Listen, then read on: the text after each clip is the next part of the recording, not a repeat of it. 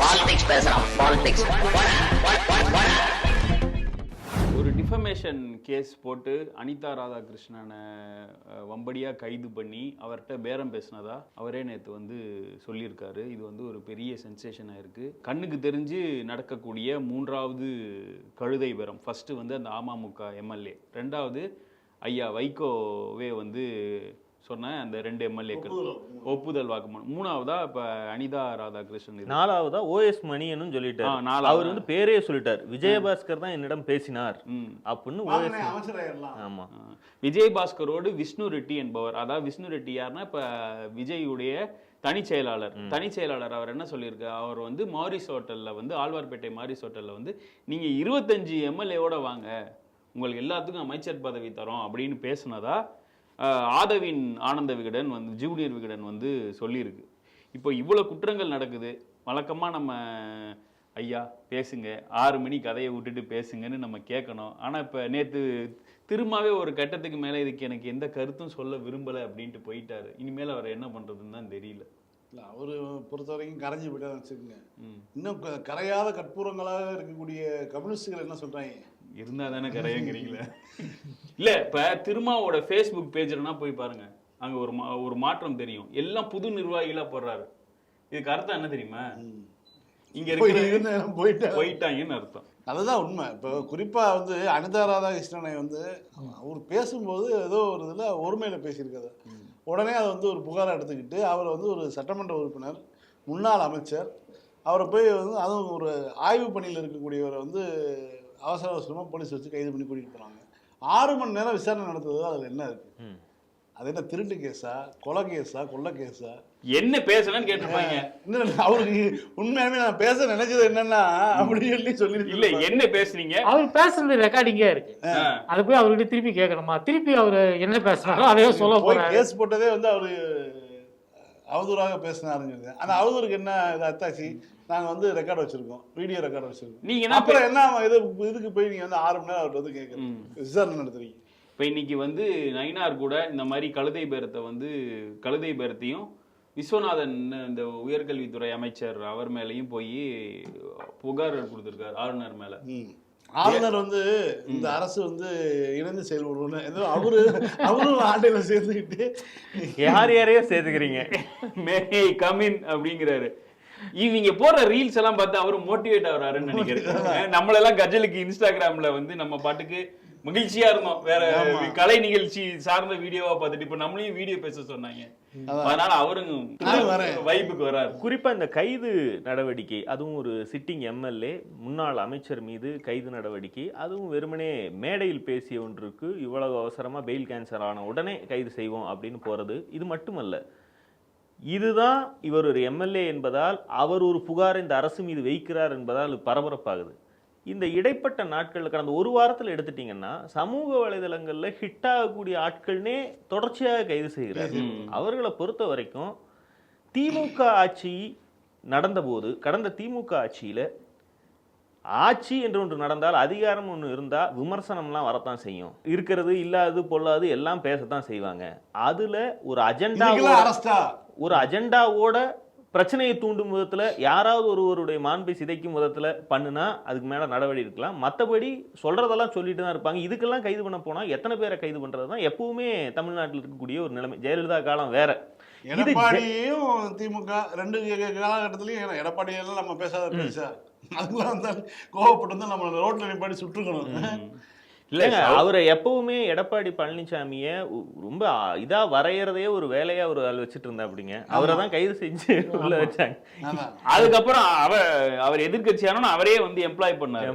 அப்படிப்பட்ட ஒரு மா மனிதன் இதெல்லாம் தான். ஆனா வந்து இது ஜெயலலிதா பாணிக்கு போறாங்க. அதாவது என்னை எதிர்ப்பது, என்னை கேலி செய்வது, என்னை வந்து மொக்க பண்றதுங்கிறது வந்து இன்னைக்கு சோசியல் மீடியா உச்சத்தில் இருக்கக்கூடிய காலகட்டத்தில் இது ஒரு ட்ரெண்டா மாறுச்சுன்னா இமேஜ் டேமேஜ் போறவரெல்லாம் பண்ண ஆரம்பிச்சிருவான்.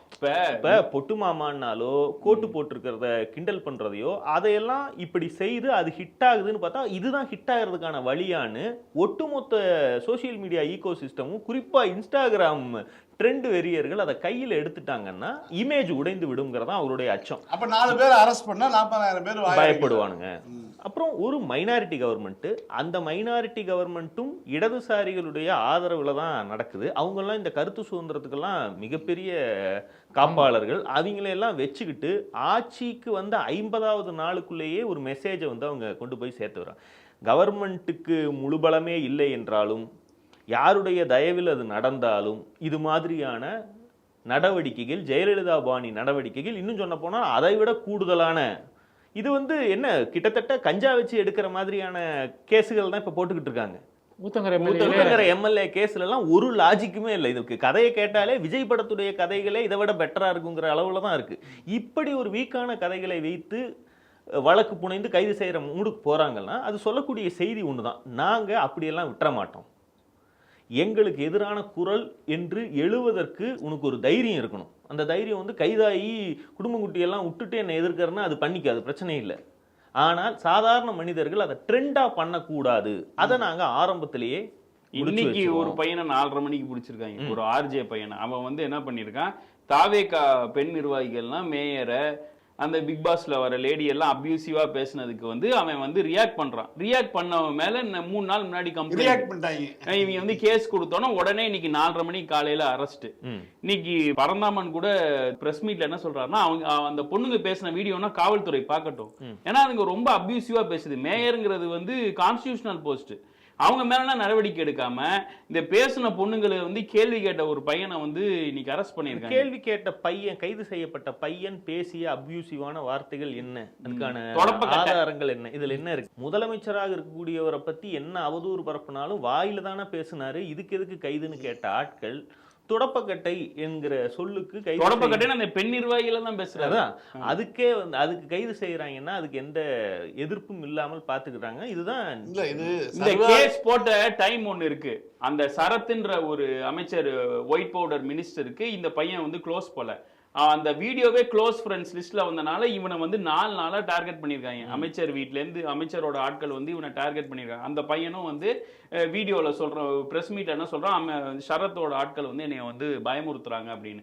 இப்போ அதை வச்சு இந்த பையனை அரெஸ்ட் பண்ண முடியாதனால தாவேகா பெண் நிர்வாகிகளுக்கு எதிராக கேஸ்க்கு கஞ்சா வச்சு எடுக்கிற கதை தான். சர்வாதிகாரம் இப்படிதான் பயப்படும். தனக்கு எதிராக யாராவது 2 பேர் பேசினா கூட அவங்க மேல வழக்கு போடுறது, நீங்க எப்படி கூடுதலா வந்து கொலை செய்யறது. திமுக ஆட்சியின் மீது 2024, 25 தொடக்கம் வரைக்கும் என்ன பெரிய குற்றச்சாட்டு இருந்துச்சு? நீங்க அவதூற பரப்புனீங்க.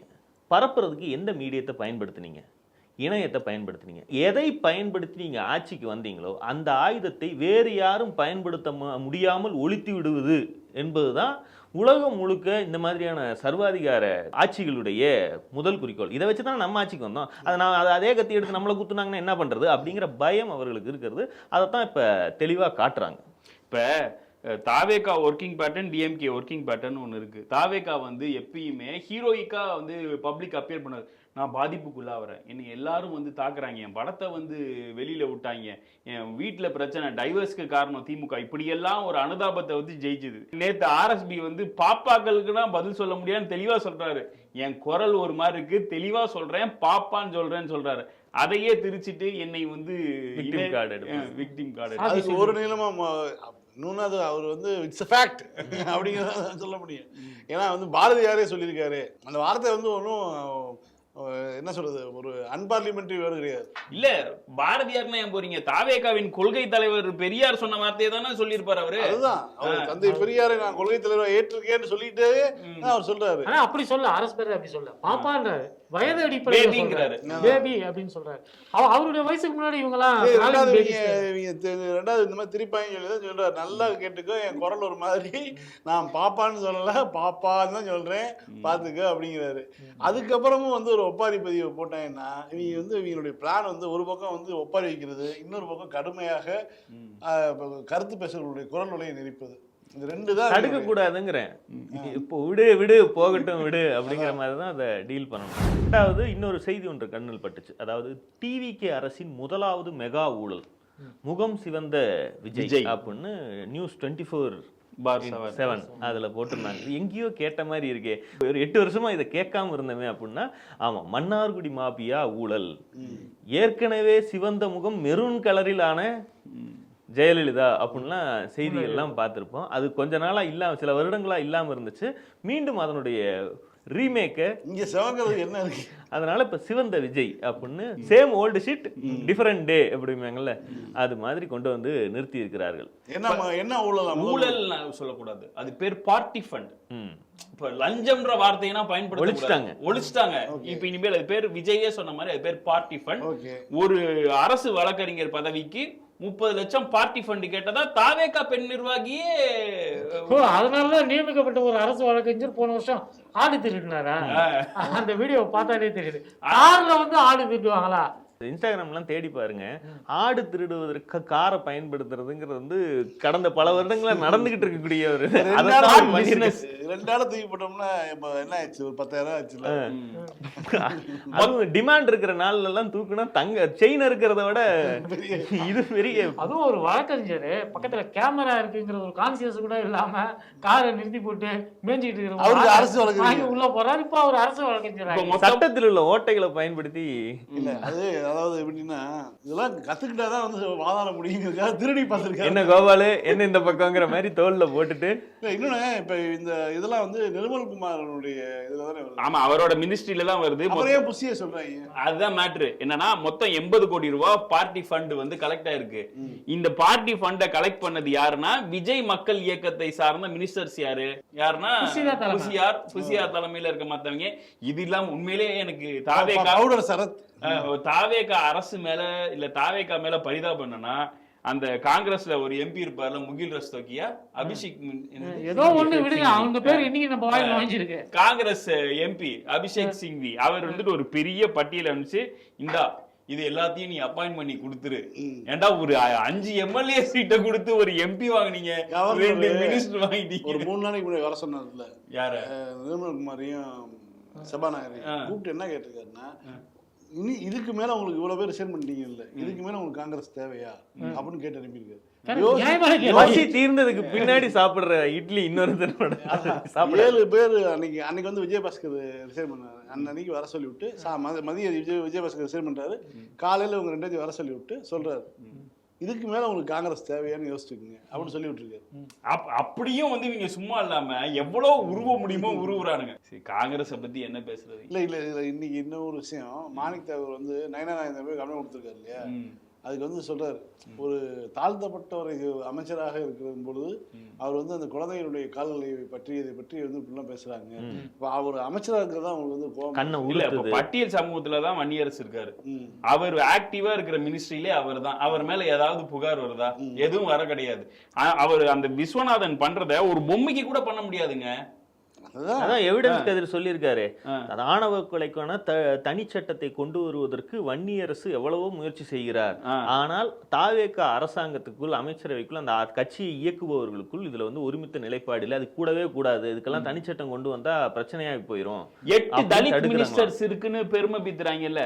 என்ன இதெல்லாம் டோக்கனிசம்னு அன்னைக்கு வந்து புனித பாண்டியன் வந்து எழுதுனதுக்கு வந்து இது என்ன சூத்திர முரசான்னு கேட்டாங்க. சூத்திர முரசும் தலித் முரசும் ஒன்னும் பெரிய வித்தியாசம் சொல்லணும். எந்தெந்த அமைச்சர்கள் இதை தடுக்கிறாங்க, இல்ல முதல்வருக்கே இதுல ஒப்புதல் இல்லையா, இதெல்லாம் வந்து அவர் ஒரு எவிடன்ஸோட சொல்லணும். அது எவிடன்ஸ் இல்லாம பேசுறதுனால அவருக்கு பேரே அப்படி வந்து இல்ல கிசுகிசு பாணியிலேயே அவர் வந்து திமுக ஆட்சி காலம் முழுக்க வந்து பயணம் பண்ணி வந்துட்டாரு. இன்னமும் அதையே தொடரலாம் அப்படின்னு நினைச்சாருன்னா அது தாவேகா அரசாங்கத்துல திமுக மாதிரி இப்படியான கார்டெல்லாம் எடுத்தா சரி, தலித் கார்டெல்லாம் எடுக்கிறாங்க, தேவையில்லாத பிரச்சனை எல்லாம் நயினார் நாகேந்திரன் வந்து விட்டு வைக்க மாட்டார். நயினார் விட்டு வச்சாலும் நயினார் நேவின்னு ஏதாவது கிளம்பி அவங்க வந்து கேள்வி கேட்பாங்க, ஏண்டா தலித்து தாழ்த்தப்பட்ட சாதியா இருந்தா இதெல்லாம் பண்ண சொல்லுதா, அந்த வேலையெல்லாம் செய்ய சொல்லுதான்னு கண்டிப்பா வந்து கேட்பாங்க. இதுக்கெல்லாம் முட்டு கொடுத்தாருன்னா வந்து மாணிக்கம் தாகூர் கடந்த காலத்துல UPA 2 காலத்துல காங்கிரஸ் பிரமுகர்களை பொறுப்புல இருக்கவங்களை பார்த்தாலே தமிழர்களுக்கு ஒரு கடுப்பு வரும். பிரஸ் மீட் ஏர்போர்ட்ல வச்சாலே கடுப்புவாங்கல்ல, அந்த நிலைமைக்கு கொண்டு போவதற்கான வாய்ப்பு பிரகாசமா தெரியுது. எனக்கு என்னவோ இவர் வந்து அந்த திண்டிவன ராமூர்த்தி இது மாதிரி காமெடி பீஸுங்களா இருக்கும்ல காங்கிரஸ் தலைமையில, அந்த ரேஞ்சு அப்படின்னு தான் தோணுது. இவர் பேசுறதெல்லாம் வச்சு பார்க்கும்போது அந்த ரேஞ்சில் தான் இருப்பாரு. நேற்று வந்து முந்தா நாள் வந்து சொல்லியிருக்காரு, காங்கிரஸை யார் தொட்டாலும் திமுக தொட்டாலும் திருப்பி அடிப்போம்னு. அதுக்கு எழிலரசன் முன்னாள் MLA அவர் என்ன சொல்லியிருக்காருன்னா, உங்களையெல்லாம் 67லயே ஒருத்தர் நாக் அவுட் பண்றாரு, அவங்க இருக்காருல்ல காஞ்சிபுரம்ல, அவர் சொல்லிட்டாரு, அதுல இருந்து நாங்க காங்கிரஸை வந்து ஐசியூலேருந்து ஜெனரல் வார்டில் வச்சிருந்தோம், இப்போ எவனோ ஒருத்தன் பிரைவேட்டுக்கு தூக்கிட்டு போயிட்டான் அப்படின்றத சொல்றாரு. இல்ல அதுல நல்லா கவனிக்கணும், யார் விமர்சித்தாலும்ங்கிறதுல வந்து அவர் சில பட்டியல் கொடுக்குறாரு. திமுக, பாமக, விசிக, இடதுசாரிகள் யார் விமர்சிச்சாலும் நாங்க பதிலடி கொடுப்போம். தாவேகா விமர்சிச்சா மட்டும் நாங்க மண்டி போட்டுருவோங்கிறது அதுல மறைமுகமாக. நாம் தமிழரும் அதோட நாம் தமிழரையும் அவர் சொல்லி, ஏன்னா இவங்களை ஊரை போட்டு அடிக்கக்கூடிய ஆளு அதிபர் என்ன அவங்க அடிச்சாலும் ஏன்னா அவன் அடிப்பன் திருப்பி அடிப்பன் இல்ல அண்ணனா அதிபர் அண்ணனா இல்லையா பின்ன இல்லன்னு சொல்லுங்க பாப்போம். சாட்டையனா வந்து பிளாக் பண்ணிட்டா வருத்தமா இருக்கு. முகம் சிவந்த விஜய் ஊழலை அவரால் பொறுத்துக்க முடியாதுன்னா, ஒரு ஆட்சியாளரை பாதுகாப்பதற்கு சிஸ்டம் அவருக்கு கீழே ஒரு கருப்பாடு இருப்பதாகவும் அதுதான் அத்தனை பிரச்சனைக்கும் காரணம்னும், இதை இவங்கெல்லாம் ரிப்போர்ட் செய்வது மூலமா அந்த கருப்பாட்டை அவர் களை எடுப்பாரு அப்படின்னு ஒரு உருட்டை வந்து ஜெயலலிதா காலத்துல அந்த கருப்பாடு யாரு, புஷியா ஆதவா? கோட்டு யாருக்கு கருப்பு கோட்டு போட்டிருக்காரு அவருதான் கருப்பு. வாய்ப்பு இருக்கு. நேத்து வந்து கருப்பு கோட்டு போட்டிருக்கீங்க இந்த விஜயபாஸ்கர் 2 விஜயபாஸ்கர் சேர்ற மேடையில செங்கோட்டையன் வந்து தமிழ்நாட்டின் நிரந்தர முதலமைச்சர்னோட ஆதவ வணக்க வைக்கிற மாதிரி வீடியோ வருது.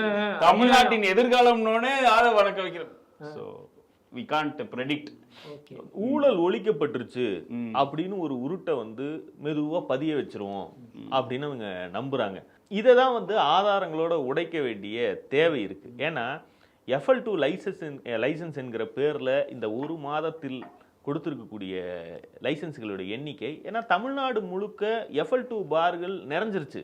போதுமான அளவுக்கு ஒரு ஊர்ல எத்தனை பார், ஊர்ல சாதாரண பார் போட்டா எத்தனை ஓடுங்கிறது வேற, மணமகிழ் மன்றம் டைப்ல போட்டா ஒரு சின்ன ஊருக்கு 1-2 தான் இருக்க முடியும், 2வது பாரே ஓடாது. அப்போ தேவையான அளவுக்கு லைசன்ஸை பணத்தை வாங்கிட்டு கொடுத்துட்டு இதுலயே பல 100 கோடி புரண்டிருக்கும் இந்த ஒரு மாசத்துல.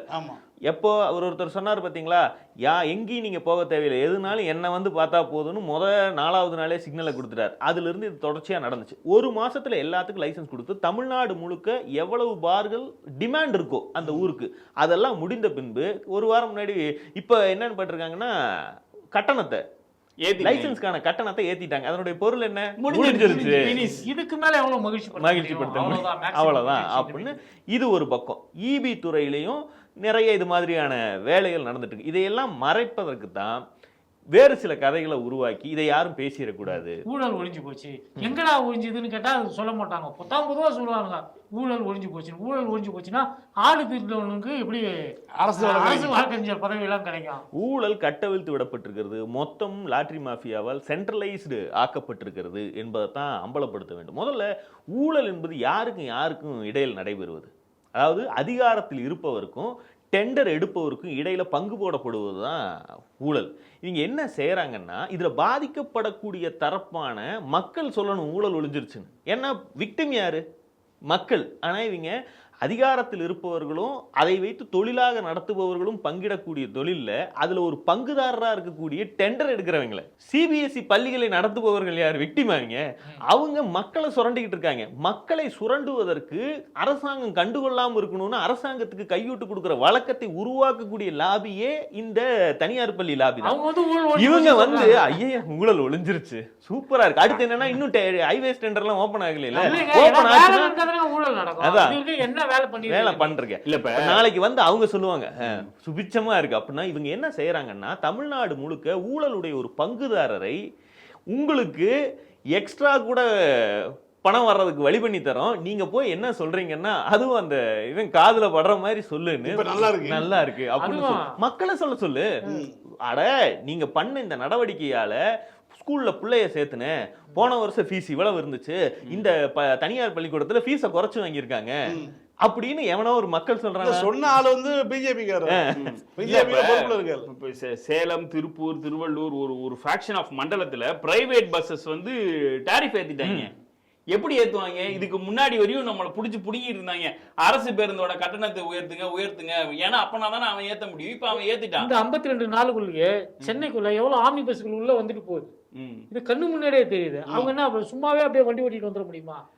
அவங்க சிட்டிக்கு வெளியில ஆட்சி மாறுச்சு உடனே பாத்தீங்கன்னா ஆம்னி பஸ் பழையபடி உள்ள வந்து பழையபடி சென்னைக்குள்ள நெருக்கடிகள், போக்குவரத்து நெருக்கடி அதிகமாயிருச்சு. காரணம் என்ன?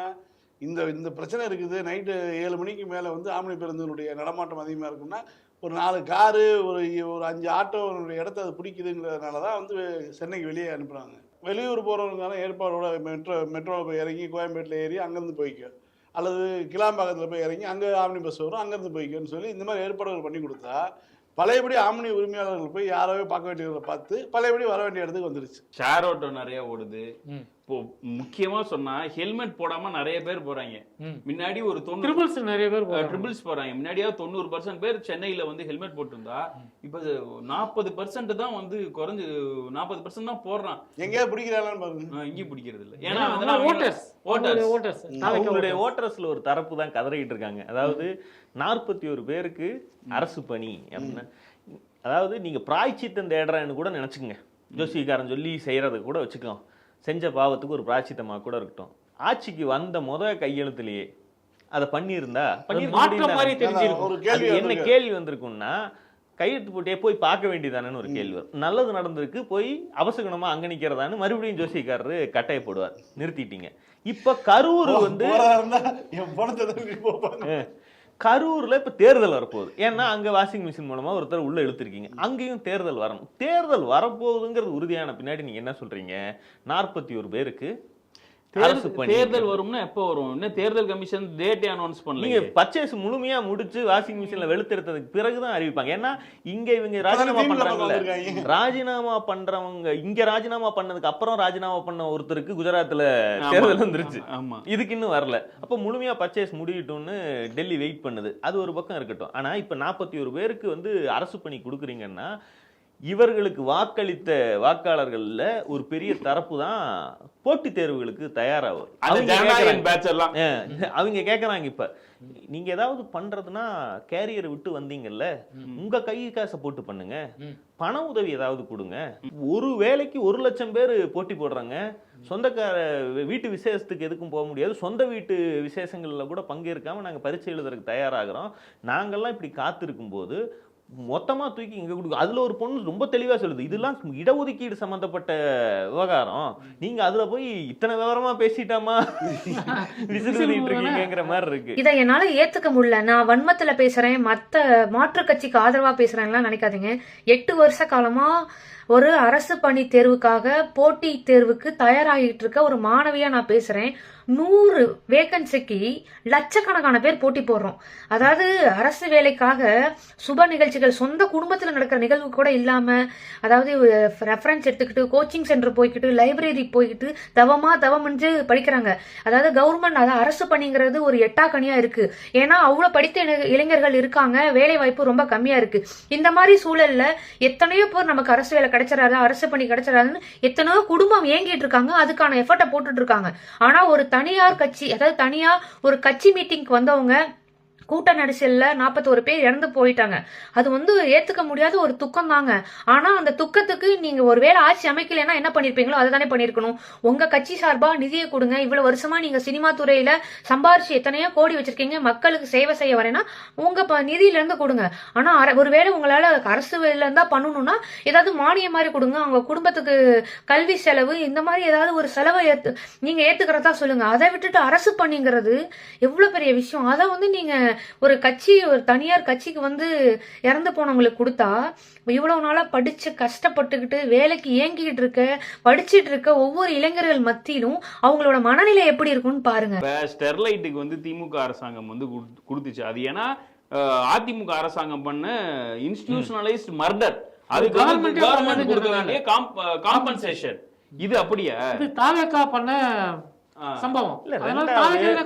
இதுல வந்து யாராவது கோர்ட்டு கேஸ்னு போனாங்கன்னா மறுபடியும் இது நடக்கிறதுக்கும் வாய்ப்பு கம்மி. இல்ல, இதுல காவல்துறை பண்ணதுனால தானே 41 பேர் செத்ததாக அது சிபிஐ விசாரணை அறிக்கை வரட்டுங்க, கோர்ட்ல இருக்குங்க கேஸ். நீங்க இப்ப இது சாட்சி கலைப்பாகாதா?